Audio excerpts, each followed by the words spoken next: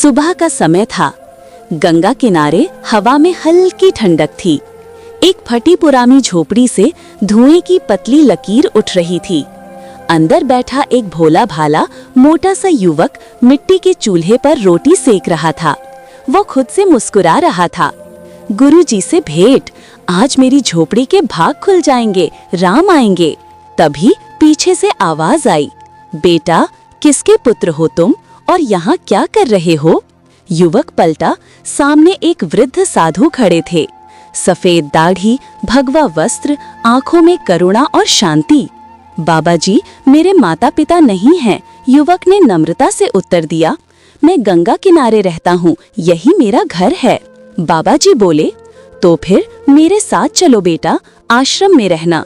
मैं अकेला रहता हूँ, तुम्हारे साथ मुझे आनंद मिलेगा।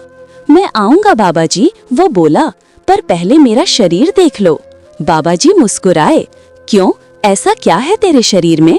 कुछ नहीं बाबा जी, वो हंसते हुए बोला, बस 2 किलो की बाटी अकेला खा जाता हूँ, उसके साथ सब्जी, दाल, चावल, मिठाई भी, इसीलिए लोग मुझे अढ़ैया कहते हैं। बाबा जी जोर से हंस पड़े, वाह बेटा, नाम तो बड़ा ही प्यारा है। चल, आज से तू मेरे आश्रम में रहेगा। एक बात याद रखना बाबा जी, अढ़ैया बोला, खाने में कमी मत रखना। अरे जितना चाहे उतना खा लेना रे मोटू, बाबा जी बोले, पर हमारे आश्रम का एक नियम है, एकादशी को उपवास करना होता है। अढ़ैया का इनकार। उपवास मतलब उस दिन कोई चूल्हा नहीं जलेगा, सभी भूखे रहेंगे। महीने में 2 बार, एक पूर्णिमा से पहले, एक अमावस्या से। ओ बाबा जी, तो 2 दिन खाना नहीं?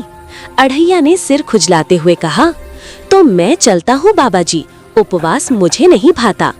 अरे बेटा, बाबा जी ने समझाया, फल खा लेना, दूध पी लेना। नहीं बाबा जी, मुझे तो बाटी चाहिए, 2.5 किलो की। वो अड़ गया। ठीक है बाबा जी बोले, पर आश्रम में चूल्हा नहीं जलाना, चाहो तो बाहर जाकर बना लेना।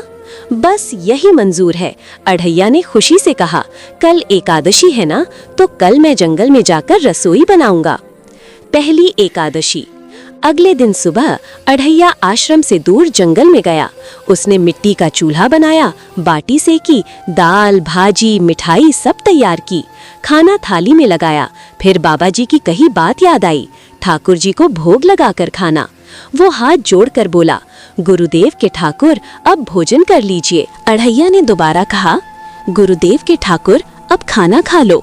अचानक एक व्यक्ति प्रकट हुआ। ओ भैया, आप कौन हैं? गुरुजी का ठाकुर हूँ। क्या? बाबा जी तो कहते थे ठाकुर जी नहीं आते, और आप आ गए। बाबा जी ने मुझे ठगा, और आप भी ठाकुर, कुछ तो मर्यादा रखिए। तुरंत दूसरे की बनाई रसोई पर टपक पड़े। तूने एकादशी नहीं की, मुझे अच्छा नहीं लगा। हम खाना खाया। क्या खाऊं, बाबा जी का ठुल्लू या आपके ठाकुर जी का झूठ? एक तो तूने एकादशी नहीं की और अब ठाकुर पर आरोप लगा रहा है। तो क्या करूं बाबा जी? आपके कहे अनुसार मैंने हाथ जोड़कर बोला, गुरुदेव के ठाकुर पधारिए, और वो सच में आ गए, सीधे खाने लगे। मेरी बात पूरी होने से पहले सब खत्म कर दिया। भगवान थोड़े तेरे पास आएंगे, झूठा नाटक कर रहा है तू। मैं झूठ नहीं बोलता बाबा जी, कल एकादशी है। हाँ, मैंने कैलेंडर देख लिया है। कल मैं 2.5 किलो आटा नहीं लूंगा, 5 किलो लूंगा। इतना क्यों? क्योंकि आपका ठाकुर आता है तो 1.5 उसका और 1.5 मेरा। तुझे जितना लेना हो उतना ले जा, लेकिन ठाकुर जी पर आरोप मत लगाना। अगले दिन, गुरुदेव के ठाकुर, अब खाना खा लो। ठाकुर बोले, मेरा एक भक्त मुझे भोजन के लिए बुला रहा है, तो मुझे भी साथ ले चलिए। जानकी, वहाँ 2 लोगों के लिए भोजन की व्यवस्था नहीं है। कोई बात नहीं, जो भी होगा आधा आधा बांट लेंगे। वो लड़का कुछ भी बोले, ध्यान मत देना। फिर आवाज आई, गुरुदेव के ठाकुर, अब खाना खा लो। अढ़ैया ने देखा, ठाकुर के साथ एक स्त्री भी है।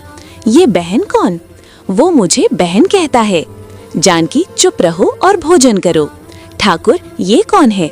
ये मेरी पत्नी है। क्या आप शादीशुदा हैं? पहले बोलना चाहिए था ना। खा लो खा लो। अढ़ैया बड़बड़ाया, एकादशी की ऐसी की तैसी। बाबा जी बोले, क्या हुआ बेटा?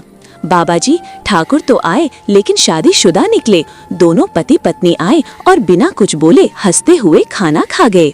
तो क्या बकवास कर रहा है? बाबा जी, ठाकुर जी आपकी तरह झूठ नहीं बोलते, कल एकादशी है। हाँ, मैंने कैलेंडर देख लिया है, इस बार मैं 7 किलो आटा लूंगा। ले जा बेटा। अगले दिन ठाकुर 3 रूपों में आए, राम, सीता और लक्ष्मण। गुरुदेव के ठाकुर, अब खाना खा लो। अढ़ैया, आज हम खुद तुझे खिलाएंगे। हनुमान लकड़ियां काट लाया, लक्ष्मण ने आग जलाई, सीता जी ने भोजन बनाया। राम बोले, अढ़ैया पहले हमारी थाली अलग कर दो। अरे ठाकुर जी, पहले तो आप खुद खाते थे, आज ये क्या? जैसे तेरे गुरु का ठाकुर मैं हूँ, वैसे मेरा भी ठाकुर है। तो क्या कोई और आएगा? हाँ, मेरे भी ठाकुर हैं। राम ने ध्यान लगाया, हे अखिल ब्रह्मांड के ठाकुर पधारो। आकाश में गर्जना हुई, बादल, बिजली और फिर दिव्य प्रकाश।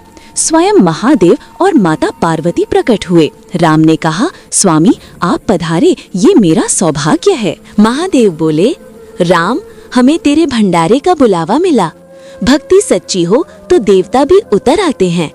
अढ़ैया ये दृश्य देखकर स्तब्ध रह गया। राम ने कहा, अढ़ैया तू बैठ, आज तेरे लिए भी प्रसाद है। अढ़ैया बोला, प्रभु आपने सबको पूरी थाली दी, मुझे सिर्फ सुपारी जितना टुकड़ा क्यों? आज मेरी एकादशी है बेटा। अले प्रभु स्वाद तो चखिए। राम बोले, तेरी बनाई रसोई तो हम हर एकादशी खाते हैं बेटा, आज तू हमारा अतिथि है। तभी अढ़ैया के शरीर में कंपन होने लगा। वो कांपते हुए बोला, बचाओ बाबा जी बचाओ।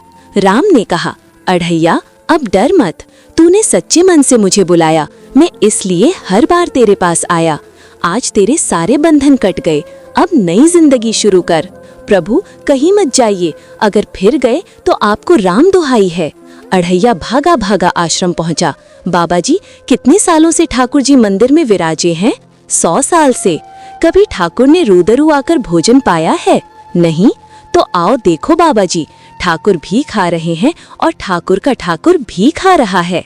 बाबा जी की आंखों से आंसू झरने लगे। उन्होंने कहा, अरे तू महान है बेटा, तेरी इस भक्ति ने मुझे भी मेरे ठाकुर के दर्शन करा दिए, तेरे चरणों में प्रणाम। अढ़ैया बोला, मैं तो वही अढ़ैया हूँ बाबा जी, 2.5 किलो बाटी वाला। नहीं बेटा, अब तू वही नहीं रहा, तू वो है जिसने अपनी सच्ची भावना से स्वयं भगवान को बुला लिया। भक्ति में नियम नहीं, भावना ही सबसे बड़ा नियम है। सच्चे मन से बुलाओ तो भगवान स्वयं आ जाते हैं।